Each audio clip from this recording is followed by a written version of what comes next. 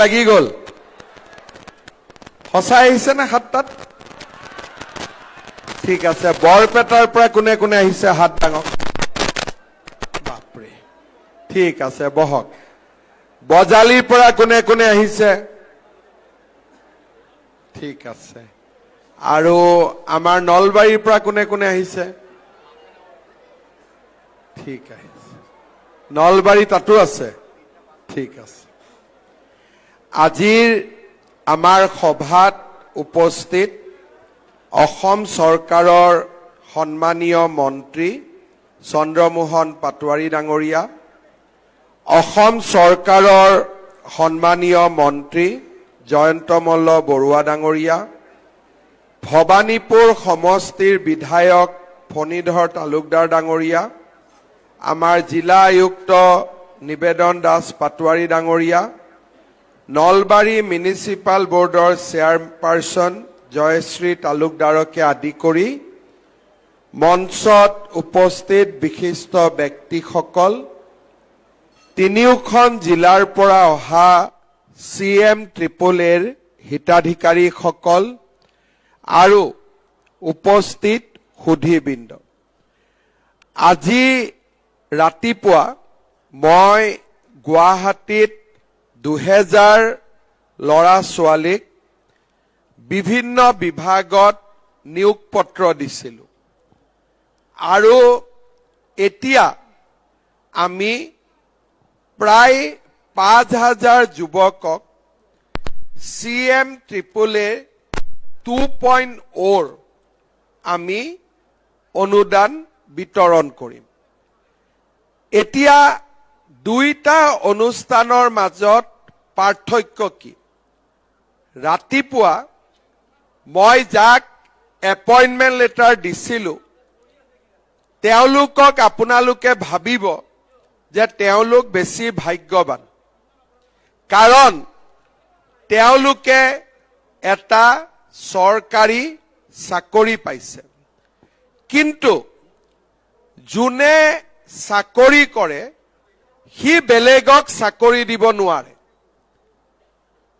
মই যদি আজি অসম চৰকাৰত তৃতীয় আৰু চতুৰ্থ বৰ্গৰ চাকৰিত সোমাও অহাকালি মোৰ অফিচত মই আৰু দুজন ল'ৰা ছোৱালীক চাকৰি দিব নোৱাৰো কিন্তু আজি চৰকাৰৰ অনুদান পাই আপোনালোকে যদি ব্যৱসায় আৰম্ভ কৰে আপোনালোকে 10 জন ল'ৰা ছোৱালীক চাকৰি দিব পাৰিব তাৰ মানে যিসকলে ৰাতিপুৱা চাকৰি পালে তেওঁলোক কৰ্মচাৰী হৈ থাকিব আৰু এতিয়া যোনে অনুদান পাব তেওঁলোকে নিয়োগ সৃষ্টিকাৰী বা মালিক হৈ থাকিব পাৰিব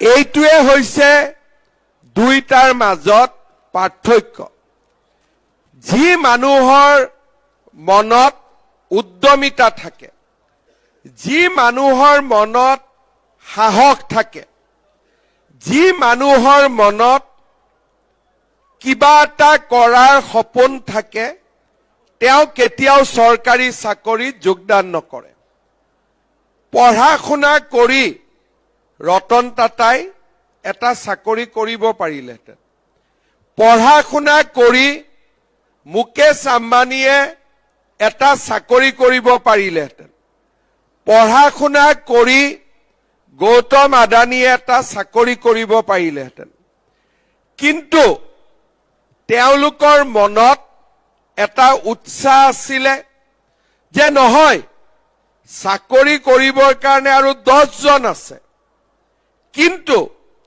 মই জীৱনত এনেকুৱা এটা কাম কৰিব খোজো যাতে মই আনক চাকৰি দিব পাৰো আজি টাটা কোম্পানীত 5 লাখতকৈও অধিক মানুহে কাম কৰে আৰু টাটাৰ যদি ডিলাৰশ্বিপ আদি আমি যোগ কৰি লওঁ যাক ইনডাইৰেক্ট এমপ্লয়মেন্ট বুলি কয় কিমানে চাকৰি কৰিব নাই বুলিও 10 পৰা 12 লাখ পৰিয়ালক টাটা কোম্পানীয়ে আজি অন্ন বস্ত্ৰ সংস্থাপনৰ সুবিধা দিছে।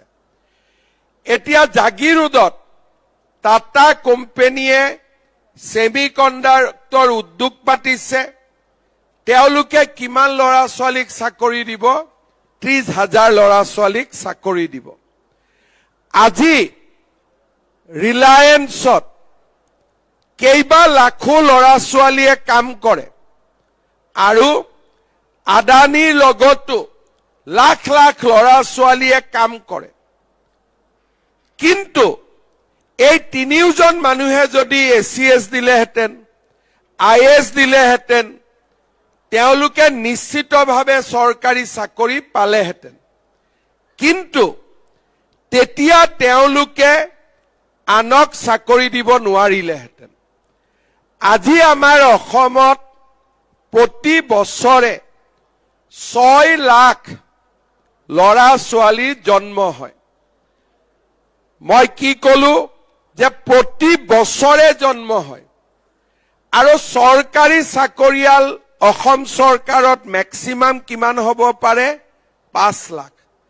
তাৰ মানে এবছৰত জন্ম হোৱা ল'ৰা ছোৱালী খিনিকৰ কাৰণেই চৰকাৰত চাকৰি নাথাকে। তেতিয়াহ'লে 40 বছৰলৈকে চাকৰি কৰা বয়স 20 বছৰৰ পৰা 40 বছৰ, 20 বছৰত চাকৰি কৰিব পৰা কিমান মানুহৰ জন্ম হয়? প্ৰায় 1 কোটিতকৈও বেছি। চাকৰি কিমান? 5 লাখ। বাকি 95 লাখে কেনেকে চলে? এই হিচাপটো যদি আমি পাওঁ তেতিয়াহ'লে আমি বুজিম যে এখন সমাজত উদ্যমী যুৱক যুৱতীৰ প্ৰয়োজন কিমান।